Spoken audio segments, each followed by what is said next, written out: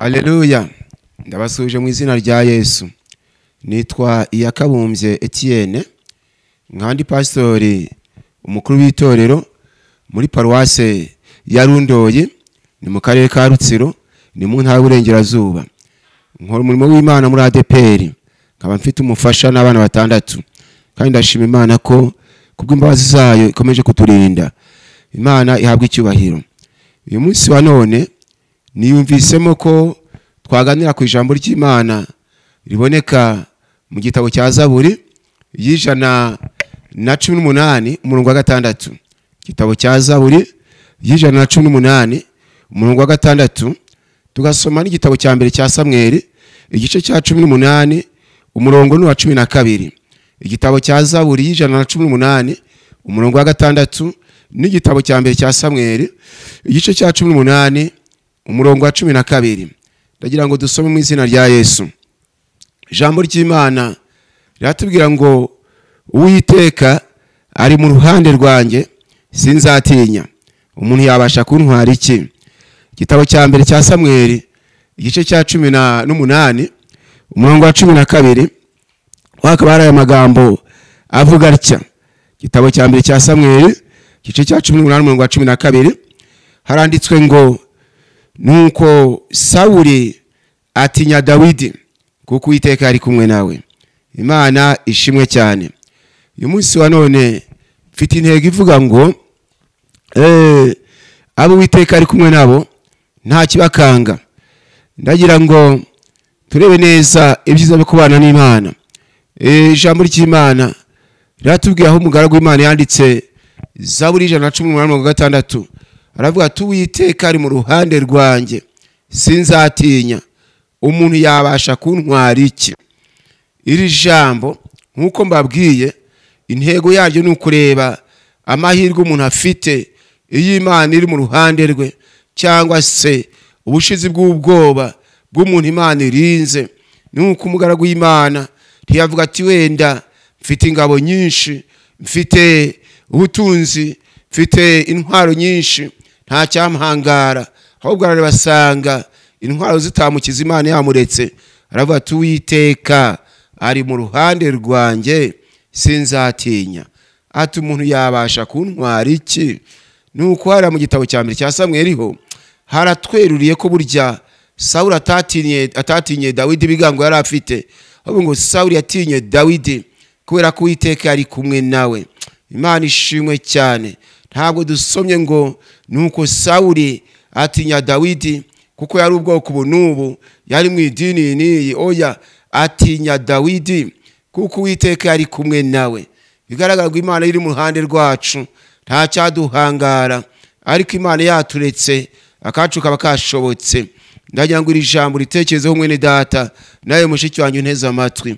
Gusa mbere yuko nkomeza n'iri jambo, ndashaka kubanza gusenga Imana, yago Imana izibe mu ruhande rwanjye, kuko njye ubwanjye iri jambo sinarisobanura uko bikwiriye, ari ubwenge bwanjye busanzwe, ariko umwuka w'Imana ambayemo ni ukuri imitima y'abantu yahembuka. Kandi navuga ibyatuma itorero rishoboka kumenya gushaka kw'Imana. Ndagira ngo Imana tuyisenge. Ndashaka kwambaza Imana, nyisaba imbaraga zayo, kugira ngo akanya ngiye kumara nkamare ndi mu ruhande rwayo nayo iri mu ruhande rwanjye, nk'uko iri jambo tumaze kurisoma. Mana data twesoraho, ndagushimiye mu izina rya Yesu. Imbabazi zawe, imbaraga zawe ndabikeneye aka kanya. Gusa ngushimiye ko ari ukunze ko iri jambo ndisoma, bityo rero ngusabye ubwenge, umwuka wera anzeho cyane, ne kuba njyenyine, kuko mbaye njyenyine imitima y'abantu ntiyahemburwa. Mbaye njyenyine nta cyamvamo cyafasha abantu, ariko nuba mu ruhande rwanjye imitima y'abanyumva irarushaho kumenya ngo ushaka iki kuriyo. Mfasha rero ube hafi yanjye kuva ntangiye kugeza nsoje, mbone kujya neza kwawe, kandi icyubahiro kibi cyawe ngiye mboneke ndiho gucishwa bugufi. Ndagushimira kunyumvise, bari nanjye gushaka kwawe gukoreke, senze nize zina rya Yesu, amen. Imana ishimwe cyane. Ijambo nkuko turisomye, umugaragu w'Imana wanditse Zaburi 118 umurongo wa 6 aravuga ati Uwiteka ari mu ruhande rwanjye sinzatinya, umuntu yabasha kuntwara iki? Ahangaha ni nkaho yavuze ati Uwiteka yamvuye iruhande akanjye kaba kashobotse, atari ko mu gihe Uwiteka ari mu ruhande rwanjye umuntu ntacyo yabasha kuntwara. Bakundwa bene data, Satani ntatinya idini, Satani ntatinya amashuri umuntu yize, Satani ntatinya ubwoko bw'umuntu, ahubwo Satani atinya umuntu uri kumwe n'Imana. Y'Imana mu ruhande rwacu rero nta kidukura umutima, nta kidutera ubwoba. Nuko uramugaragu w'Imana aravugira ijambo, aravuga ati Uwiteka ari mu ruhande rwanjye sinzatinya, umuntu yabasha kuntwara iki? Nuko hari mu gitabo cya Samweli, igitabo cya mbere cya Samweli, ijambo rikomeye cyane cya gice cya 18 umurongo wa 12 ngo nuko Sawuli atinya Dawidi kuko Uwiteka ari kumwe nawe. Nuko Sawuli atinya Dawidi kuko Uwiteka ari kumwe nawe. Bakundwa bene data, iyo jambo uraryumva neza cyane. Sawuli atinya Dawidi kuko Uwiteka ari kumwe nawe. Ntiyamutinyira ibigango yari afite, ntabwo ari uko yari afite imbaraga ziruta za Sawuli, ahubwo nuko Uwiteka ari kumwe nawe. Imana ishimwe cyane. Dawidi amaze kumenya ibyiza byo kubana n'Imana, avuga ijambo ryiza cyane mu gitabo cya Zaburi ya 71 umurongo wa 18 arasenga aravuga ati Imana ntundeke kugeza igihe mera imvi z'ubusaza, ntarabwira abigihe kizaza by'amaboko yawe, ntarabwira bazavuka bose gukomera kwawe. Amena. Ati Imana ntundeke kugeza igihe mera imvi z'ubusaza. Yari yamaze kumenya ko burya impamvu Sawuli amutinya ari uko Uwiteka ari kumwe nawe, ko atari uko wenda hari ikintu kimutera ubwoba, ahubwo aterwa ubwoba n'Imana yari kumwe na Dawidi. Bityo rero bene data, Imana niba mu ruhande rwacu, amena, Satani azadutinya, imyuka mibi izaduhunga, ariko ari uko Uwiteka ari mu ruhande rwacu. Azaba mu ruhande rwacu dukoze iki? Nongere nkwibutse, muragu Imana, hati Uwiteka ari mu ruhande rwanjye sinzatinya, umuntu yabasha kuntwara iki? Mbese iryo jambo uraryumva neza? Hajya usanga abantu benshi cyane bakurwa umutima n'amajwi bumvise, ugasanga barihebye. Ariko bene data, Uwiteka nawe mu ruhande rwacu nta kizaduhangara, ahubwo tuzakora iki ngo abe mu ruhande rwacu? Tuzitwara dute ngo Uwiteka atatureka? Mwumvise kiriya cyifuzo cya Dawidi ati Imana ntundeke kugeza igihe mera imvi z'ubusaza, ntarabwira abigihe kizaza iby'amaboko yawe, ntarabwira bazavuka bose gukomera kwawe. Mana ntundeke. Dawidi yararebye asanga Imana iramutse imuretse ake kaba kashobotse, asanga rero Imana akwiye kuyihendahenda ngo ntimureke. Ndetse ageza n'ahavuga mu gitabo cya Zaburi ya 27 umurongo wa 10 aravuga ati ubwo data na mama bazandeka Uwiteka azandarura. Aha byumvikana ko Dawidi yemera kurekwa na se na nyina, ariko akaba atemera kurekwa n'Imana, kuko Imana yakuretse so na nyoko ntacyo bakumarira.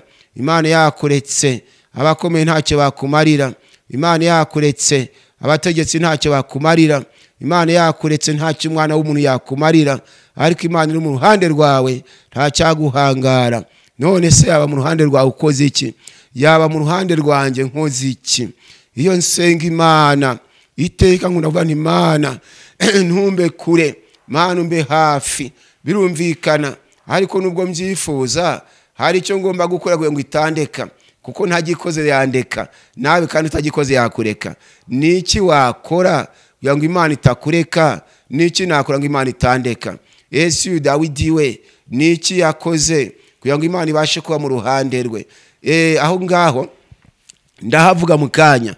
Ndashaka kugaragaza cyangwa ndashaka kubanza kuvuga ibyiza byo kubana n'Imana cyangwa se byo kutarekwa n'Imana. Iyo usomye mu gitabo cy'Itangiriro, igitabo cy'Itangiriro gice cya 39 umurongo wa 2 usanga handitswe iri jambo ngo nuko Yosefu nuko Uwiteka bakumwe na Yosefu umurongo wa kabiri ngo Uwiteka aba kumwe na Yosefu agira ukuboko kwiza. Imana ishimwe cyane. Iyo Uwiteka ataturetse tugira umugisha mu byo dukora, yataturetse tugira ukuboko kwiza. Uwiteka aba kumwe na Yosefu agira ukuboko kwiza, aba mu nzu ya shebuja umunyegiputa. Imana idufashe cyane. Uwiteka aba kumwe na Yosefu agira ukuboko kwiza. Hari igihe usanga aba n'abantu barimo bavuga ngo batewe inyatsi, usanga barihebye, ariko hari impamvu. Inyatsi iterwa nuko Imana iba itari mu ruhande rwawe, ariko Uwiteka abaye mu ruhande rwawe wagira ukuboko kwiza. Niba unteze amatwi, hirimbanira gukora ibyatuma Imana itakureka, kugira ngo ugire ukuboko kwiza mu byo ukora. Niba uri umucuruzi, ugirire umugisha mu bucuruzi bwawe. Niba uri umuhinzi, muri ubwo buhinzi ugiremo umugisha.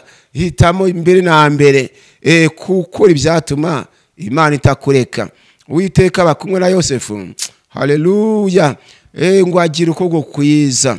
Nyamara wasoma ijambo ry'Imana mu gitabo cyo Kubara igice cya 14 umurongo wa 41 na 42, ugasanga handitswe iri jambo. Igitabo cyo Kubara igice cya 14 umurongo wa 41 na 42, ugasanga handitswe iri jambo ngo Mose arababwira ati mucumurire itegeko ry'Uwiteka, icyo mukora ntikiri bugende neza. Imana idufashe cyane. Mucumurire itegeko ry'Uwiteka, icyo mukora ntikiri bugende neza. Umurongo wa 42 arababwira ati ntimuzamuke, kuko Uwiteka atari hagati muri mwe, mutaneshwa n'ababisha banyu. Yesu nadufashe cyane. Urumvira ijambo rirerekana ikinyuranyo cy'umuntu Imana iri kumwe nawe n'uwitari kumwe nawe. Ye wumvise ko ijambo ry'intego ngo Uwiteka ari mu ruhande rwanjye sinzatinya, umuntu yabasha kuntwara iki? Ari kumva hariya mu Kubara ngo Mose arababwira ati mucumurire itegeko ry'Uwiteka, icyo mukora ntikiri bugende neza. Ntacyo wakora ngo kigende neza wanyuranyije n'itegeko ry'Imana. Ntacyo wakora ngo kigende neza usambana kandi itegeko ry'Imana ribuzanya gusambana. Ntacyo wakora ngo kigende neza wiba kandi Imana ijambo ryawe ritubwira ntukibe. Ntacyo wakora ngo kigende neza wica kandi itegeko ry'Imana rikubuza kwica. Ntacyo wakora ngo kigende neza usinda kandi ijambo ry'Imana rikubuza kusinda. Ntacyo wakora ngo kigende neza ubeshyera abandi kandi Imana ibuzanya kubeshyerana. Imana idufashe cyane. Kuko dusomye ijambo ry'Imana mu gitabo cya Zaburi y'101 umurongo wa 5 haratubwira ngo ubeshyera mugenzi we rwihereranwa nzamurimbura.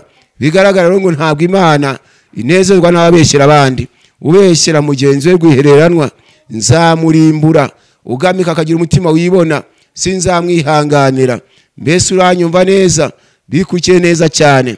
Nuko ngo Mose arababwira ati mucumurire itegeko ry'Uwiteka, icyo mukora ntikiri bugende neza. Imana idufashe cyane.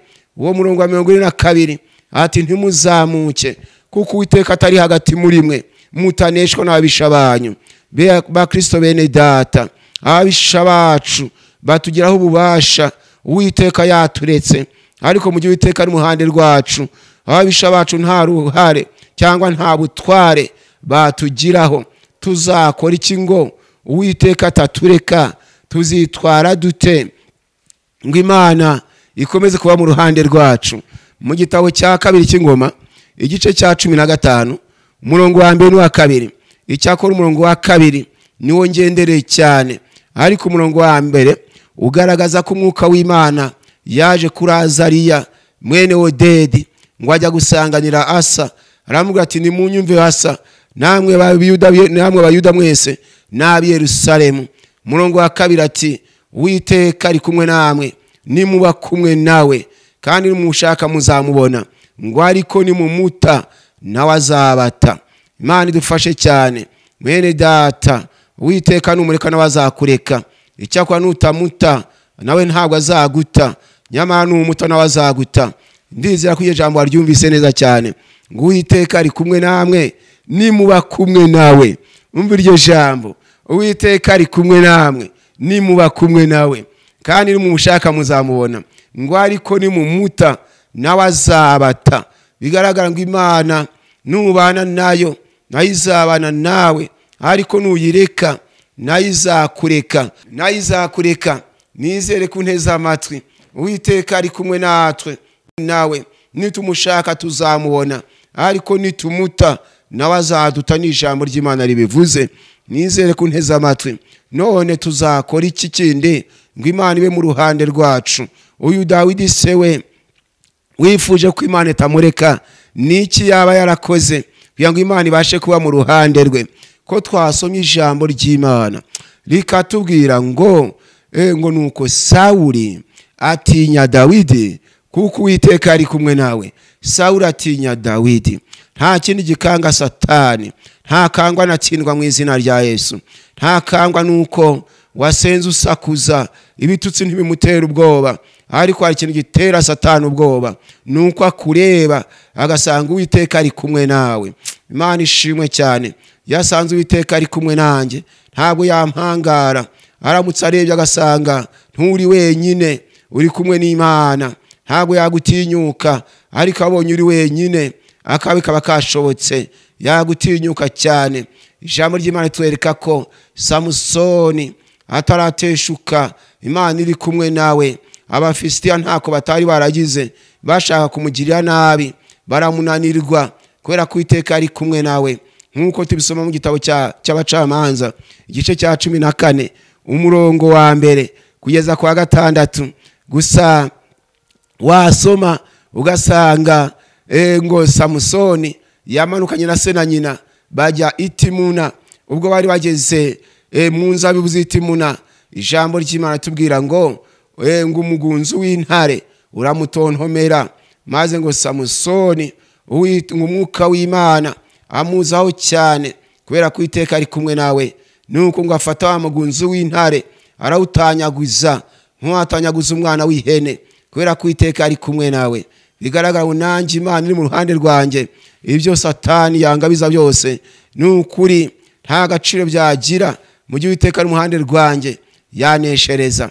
Wibuke rya jambo dusubye mu gitabo cyo Kubara ngo ntimuzamuke kuko Uwiteka atari hagati muri mwe, mutaneshwa n'ababisha banyu. Abadayimoni rero bagira ububasha ku mukristo Imana yaretse. Abadayimoni bagira ububasha ku mwana w'umuntu wari wese Imana yaretse. Ariko mu gihe Uwiteka ari mu ruhande rwacu, yari mu ruhande rwawe ka mu ruhande rwanjye, Satani nta bubasha yangiraho, nta bubasha yakugiraho. Uzakora iki rero? Gusa sintinda ku nkuru za Samusoni, ariko murabizi ko amaze kugushwa na Delila, ariryo rya jambo twasomye ngo mucumurire iki tegeko ry'Uwiteka, ngo icyo mukora ntikiri bugende neza. Imana idufashe cyane. Mwene data, itegeko ry'Imana n'uricumuraho, ugakora ibyo rikubuza, ugasambana ari kubuza gusambana, ukiba ari kubuza kwiba, ukabeshyera mwene so ari kubuza kubeshya, ugasinda ari kubuza gusinda. Ijambo ry'Imana ibyo rikubuza nubikora, wibuke ko bizagutera kuba kure y'Imana, Imana ikakureka, Satani akakugiraho ububasha. Nizere ko mu nteze amatwi.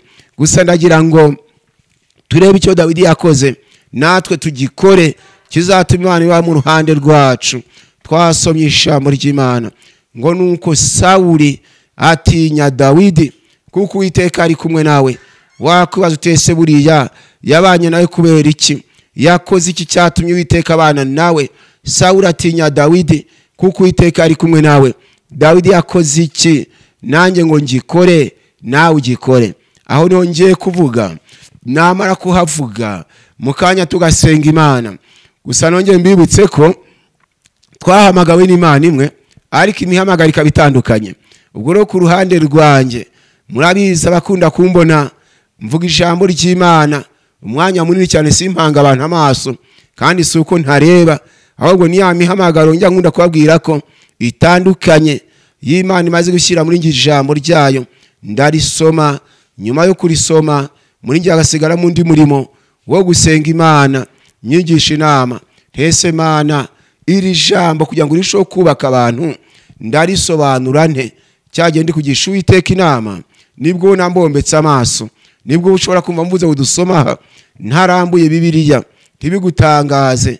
Ku Mana byose birashoboka, kandi koko nta kinanira Imana. gusa Imana niyo yabyikoreye, nta ruhare nabigizemo, ahubwo n'ubushake bw'Imana ihamagara, kandi kuva ari Imana yabyishakiye icyubahiro ni icyayo.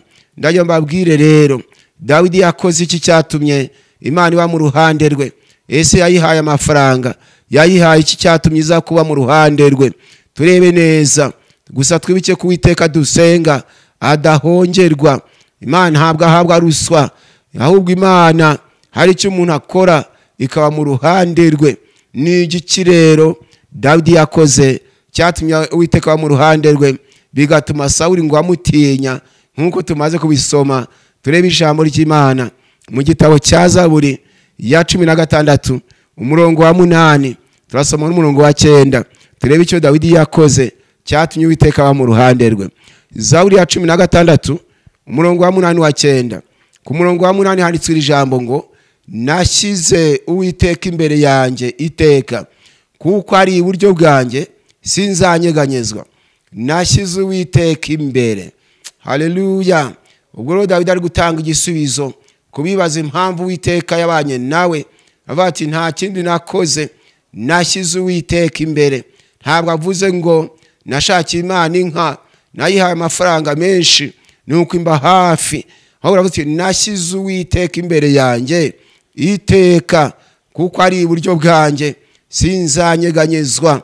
Ageze ku murongo wa 9 ati nicyo gituma umutima wanjye unezerwa, ubwiza bwanjye bukishima, ati kandi n'umubiri wanjye nawe uzagira amahoro. Nashyize Uwiteka imbere yanjye iteka. Ngiye inama duhawe n'ijambo ry'Imana, twibazaga tuti Yesu ahari kuki Uwiteka abanye na Dawidi? Kubera iki abandi bo yagiye abareka bakabugwa amenyo, bakabishungero? Nkuko dusoma mu gitabo cya 2 cy'Ingoma igice cya 29 umurongo wa 8, hakadura nicyo cyatumye Uwiteka, iyo cyatumye uburakari bw'Uwiteka buba ku Bayuda n'ab'i Yerusalemu, akabahana ngo bateraganwe hirya no hino, bakabibishungero by'imyozwa, nkuko namwe mubirebesha amaso yanyu. Umva iryo jambo, niyo cyatumye uburakari bw'Uwiteka buba ku Bayuda, akabahana. Ijambo kubahana bisobanuye kubareka. Yarabaretse rero, abareka kubera iki? Kubera ko bacumuraga bagakora ibyangwa n'Uwiteka, nkuko byanditse ku murongo wa 6 ngo ba data bacumuraga bagakora ibyangwa n'Uwiteka Imana yacu, bagakura amaso ku buturo bw'Uwiteka bakabutera umugongo. Ibyo byatumye rero ngo Uwiteka bareka. Imana idufashe cyane, ngo ba data bacumuraga bagakora ibyangwa n'Uwiteka Imana yacu, bagakuhindukira bagakura amaso ku buturo bw'Uwiteka bakabutera umugongo. Ba data bacumuraga bagakora ibyangwa n'Uwiteka Imana yacu, mbega gukora iby'Imana ikunda bagakora iby'Imana yanga. Ibyo byatumye ngo Imana ibareka, ngo irabahana babibishungero. Nawe uramenye udakora iby'Imana yanga, bigatuma Imana ikureka, bigatuma igutererana, kaburwa amenyo ku gasozi utuyeho kwabigishungero. Iryo jambo urarizirikana neza, ntabwo nditinza, ariko ni ijambo rikomeye, ngo ba data bacumuraga. Imana idufashe cyane. Ba data bacumuraga bagakora ibyangwa n'Uwiteka Imana yacu, ngo bagahindukira bagakura amaso ku buturo bw'Uwiteka bakabutera umugongo. Iyo abantu bamaze kureka Imana kujya mu rusengero, barabizinukwa, ugasanga barabarizwa mu kabare, aho kumenya agaciro ko kujya mu nzu y'Imana. Barabarizwa mu kabare, barabarizwa mu ndaya. Abaretse Imana nuko bamera, ngo inzu y'Imana bayitera umugongo, bagakura amaso ku buturo bw'Imana bakabutera umugongo. Waba urahangaha warateye inzu y'Imana umugongo, utakimenye umuryango w'urusengero, nyamara mbere warasengaga. Wibuke ko twasomye iri jambo ngo Uwiteka ari kumwe namwe, nimuba kumwe nawe, nimumushaka muzamubona, ngo ariko nimumuta nawe azabata. Nizere kunyumvise neza. Nyamara Dawidi avuga ijambo ryiza, ati nashyize Uwiteka imbere yanjye iteka, ati kuko ari iburyo bwanjye sinzanyeganyezwa. Icyitonderwa, ntabwo yashyize Imana imbere ukwezi kumwe, ntiyashyize Imana imbere umwaka, yashyize Uwiteka imbere iteka. Iri jambo gushyira Imana imbere ni ijambo rikomeye cyane, gushyira Uwiteka imbere. Imana idufashe cyane, ntabwo ari ugushyira inda yawe imbere. Inda ngo ikirarikiye uti ntakibonye sinasinzira, ni ugushyira Uwiteka imbere. Ntabwo ari ugushyira umushahara uhembwa imbere, ntabwo ari ugushyira idini imbere, si ugushyira umugabo imbere cyangwa umugore imbere, ni ugushyira Uwiteka imbere. Akabona umwanya w'imbere mu rugo rwawe, akabona umwanya w'imbere kandi bitari none gusa ahubwo iteka ryose. Imana igufashe cyane musore ushaka ejo hazaza heza, shyira Imana imbere, wishyira inda yawe imbere, wishyira umubiri wawe imbere, shyira Uwiteka imbere. Yesu agufashe kunyumva neza, utaba nk'aba bandi Pawulo yavuze mu Bafilipi igice cya 3 uhereye ku murongo wa 18 n'uwa 19, ati hariho benshi bagenda ukundi ngo biratana ibiteye isoni byabo, ngo Imana yabo ninda. Uramenye udashyira inda yawe imbere, akaba ari isimbura Imana. Witegaguye kunyumva neza. Dawidi ati nashyize Uwiteka imbere yanjye iteka, ati kuko ari iburyo bwanjye sinzanyeganyezwa, ati nicyo gituma umutima wanjye unezerwa, ubwiza bwanjye bukishima, ati kandi n'umubiri wanjye nawe uzagira amahoro. Gushyira Uwiteka imbere no kugenza gute? Gushyira Uwiteka imbere ntabwo ari kuzavuga ngo Imana nigenda imbere nawe ugenda inyuma yayo. Mbese nk'uko wenda umubyeyi ashobora gushorerana n'umwana cyangwa se umugore agashorana n'umugabo we, imbere undi akagenda inyuma, ntabwo ari uko bimeze. Ijambo gushyira Uwiteka imbere, kandi n'umugore washyize umugabo w'imbere ntabwo ari uko bagendana mu nzira umwe imbere undi inyuma hoya. Ikigaragaza ko umugore yashyize umugabo w'imbere nuko icyo agiye gukora cyose areba niba umugabo acyemera. Nicyo cyerekana ko umugore yashyize umugabo we imbere.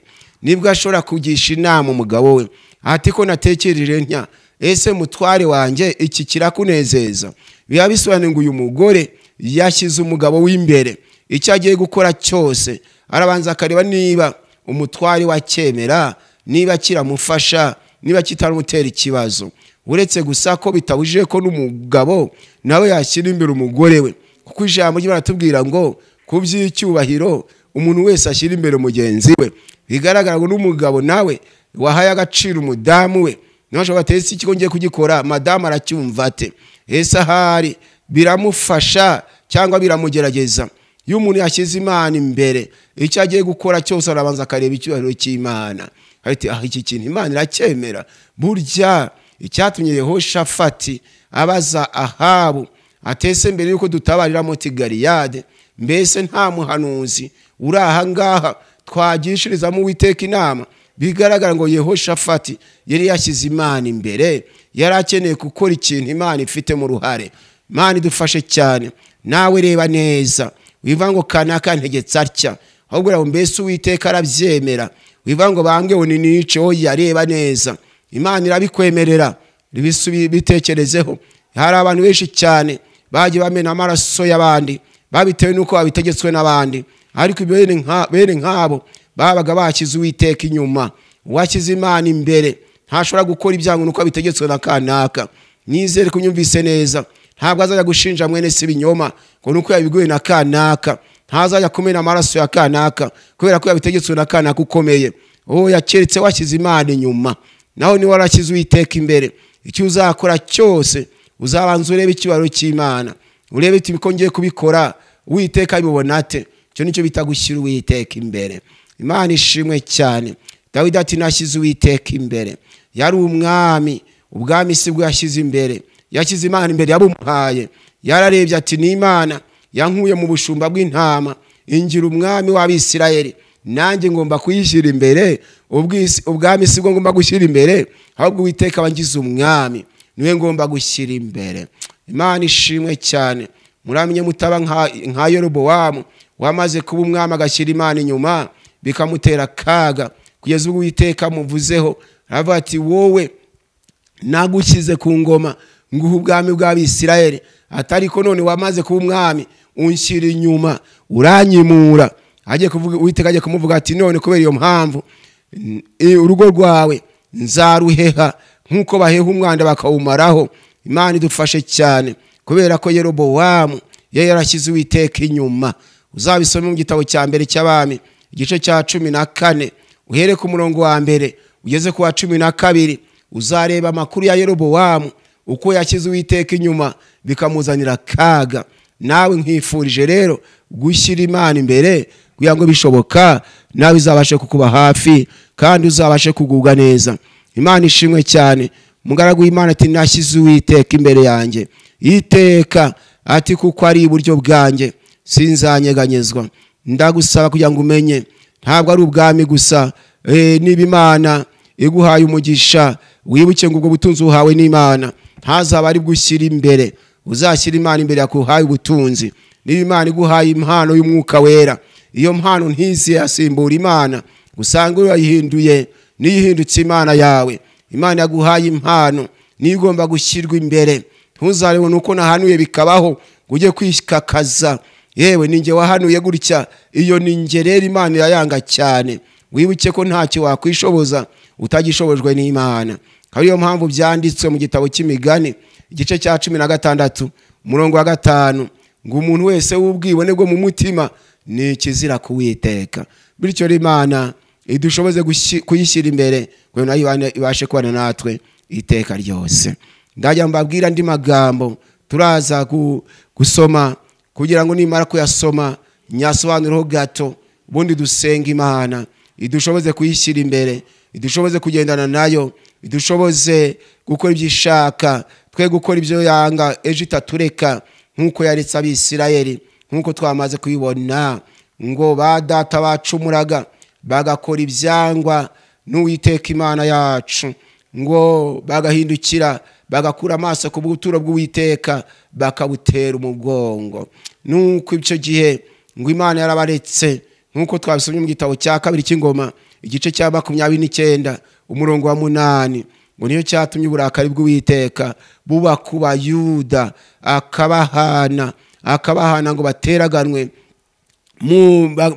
hirya no hino, bakabibishungero by'imyozwa. Mwene data nuramuka ukoze ibyangwa n'Imana izakureka, nuko iby'Imana idashaka izakureka, ariko nuko iby'Imana ikunda izabana nawe. Ndajya nsoma ijambo rigana ku musozo ryo mu gitabo cya Zaburi ya 91 umurongo wa 14 kugeza 16. Zaburi ya 91 umurongo wa 14 kugeza 16 handitswe iri jambo ngo kuko yankunze akaramata nicyo nzamukiriza. Mu yindi mvugo ko yanshyize imbere iteka nicyo bishatse kuvuga. Dawidi ati nashyize Uwiteka imbere yanjye iteka. Nahariya ngo Uwiteka ati kuko yankunze akaramata. Ntago yamukunze icyumweru kimwe, yamukunze imyaka runaka, yamukunze akaramata. Ati kuko yankunze akaramata nicyo nzamukiriza, nzamushyirira hejuru kuko yamenye izina ryanjye. Umurongo wa 15 ngo azanyambaza nanjye mwitabe, nzabana nawe mu makono mu byago. Uwiteka azabana natwe nitumukunda akaramata, nitumunambaho ntitumureke. Azabana natwe no mu makuba, azabana natwe no mu gihe cy'ibyago, mu gihe cy'intambara azabana natwe. Igihe twabuze ko tujya azatwiyereka. Nuko Uwiteka ati nzabana nawe, uyu muntu wankunze akaramata nzabana nawe mu makono mu byago.